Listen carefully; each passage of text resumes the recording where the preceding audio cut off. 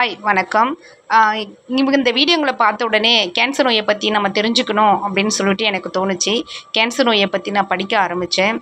அது படிக்கும் பொழுது கேன்சர் நோய் ரொம்ப கொடுமையான நோயாக இருந்தாலும் அது மிக வேகமாக வர செல்களை முதல்ல அழிச்சிடும். நம்ம முடி, கை, நெயில்ஸு, தசை அப்படின்னு போட்டிருந்தது. பெண்களுக்கு அழகே அந்த முடியும் நெயில்ஸு தான். முடியை அழகுப்படுத்திப்பாங்க, நெயில்ஸை விதவிதமாக அழகுப்படுத்திப்பாங்க. அது ரெண்டுமே கேன்சர் நோயை பாதிக்குதா அப்படின்னு சொல்லிட்டு நான் ரொம்ப ஃபீல் பண்ணேன். அந்த கேன்சர் நோயை பற்றி ஃபுல்லாக படித்து முடிச்சதுக்குள்ளே என் கண்ணில் தண்ணியே வந்துடுச்சு.